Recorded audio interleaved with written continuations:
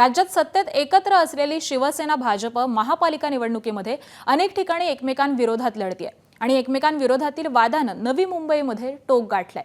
गणेश नाईक विरुद्ध एकनाथ शिंदे या कट्टर राजकीय प्रतिस्पर्धींमध्ये विस्तवही जाता नसताना नाईकांनी थेट नाव घेणं टाळत शिंदेंवरती आणि त्यांच्या नगरविकास खात्याच्या कारभारावरून भ्रष्टाचाराचे गंभीर आरोप केले। पाहूया।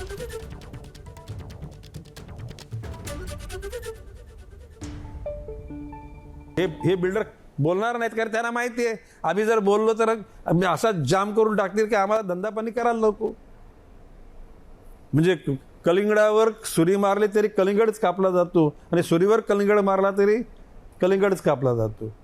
अशा प्रकारे बेसुमार ठाणे जिल्ह्यामध्ये काय घडलं त्यामधल्या काळामध्ये टोटल गुंडागर्दी केली गेली ना, अन्य पक्षांच्या बरोबर गुंडागर्दी केली गेली आणि ही पापं फेडावं लागतील।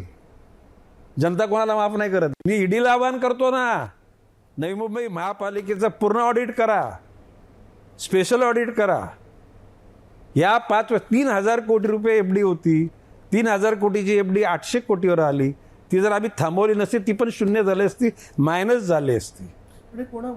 आता ते कोण नगरविकास खातं कोणाकडे आहे? प्रशासक कोणाच्या म्हणजे नियंत्रणाखाली काम करतात? शहराच्या विकासाकरता डीपी प्लॅन मध्ये ज्याचा समावेश व्हावा म्हणून जे भूखंड ठेवले ते एकदा असा नियम असा आहे की महासभेने एकदा ठराव घेतला तर तो राज्य सरकार त्याच्यातलं प्लस मायनस करू शकतो, परंतु सिडकोने राज्य सरकारचे डीपी प्लॅनला मंजुरी मिळण्याच्या अगोदर भूखंड विकले गेले। कोणाला विकले गेले? कोणाच्या संमतीने विकले गेले? लाज वाटली पाहिजे। शहराच्या जनतेच्या गरजा मोठ्या की तुमच्या तोंडात जाणारा हरामाचा पैसा मोठा? हे ठरवा। अरे इन्क्वायरी लावा, SIT नेमा। मी सांगतो नुसती या 5 वर्षाकरता नाही, जेव्हापासून महापालिका स्थापन झालेले आहे त्या प्रत्येक स्टँडिंग कमिटीमध्ये झालेले ठराव, त्याच्या सगळ्या घालीची परिणिती, याचा सगळ्याचा SIT रिपोर्ट करा। गणेश नाईक, आमचे हात साफ आहेत, आमचं मन पण साफ आहे। आम्ही हरामाचा पैसा नाही कमवला आणि त्यांनी सांगावं की इन्क्वायरी करा, होऊन जाऊन द्या। दूध का दूध आणि पाणी का पाणी। दरम्यान गणेश नाईकांनी केलेल्या या आरोपांवरती शिवसेनेचे खासदार नरेश म्हस्केंनी पलटवार करत नाईकांनीच भूखंड लाटल्याचा आरोप केलाय।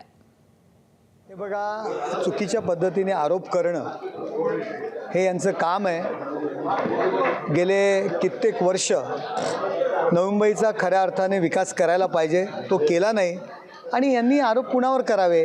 तुम्हाला माहिती आहे व्हाईट हाऊस काय, ब्लॅक हाऊस काय, काय काय कुठल्या कुठल्या जागा, कुठल्या कंपन्या, जास्त काही बोलायची गरज नाही। सगळ्यांना यांच्या सगळ्या चांडाळ चौकटीने जी कामं केलेली आहेत या नवी मुंबईमध्ये ती माहिती आहे तुम्हाला सगळ्यांना। त्यामुळे केवळ शिंदे साहेबांवरती असलेली असूया आणि पोटदुखी यामुळे ते शिंदे साहेबांवरती ते आरोप करतायत। तर शिवसेनेचे नेते निलेश राणेंनी देखील गणेश नाईकांच्या टीकेला उत्तर दिलंय। बघूयात। गणेश नाईक साहेबांचं कसं झालं ते कदाचित हे असं वागण्याचं कारण इतके वर्ष नाईक साहेब काय बोलले नाही, पण जेव्हा त्यांच्या मुलाला तिकीट मिळाली नाही, नरेश म्हस्केंना मिळाली, तो वैयक्तिक राग त्यांनी महायुतीवर काढून आहे ना। तो पर्सनल आहे, मेरिटवर तिकीट देतात किंवा नाही देत। मुलाचा राग नका ना काढू निवडणुकींवर किंवा महायुतीवर। त्यांना मुलाला कुठेही ऍडजस्ट करू शकतो ना आपण, नंतर होतील, मेरिट असेल तर 100% होतील। ABP माझा, उघडा डोळे बघा नीट।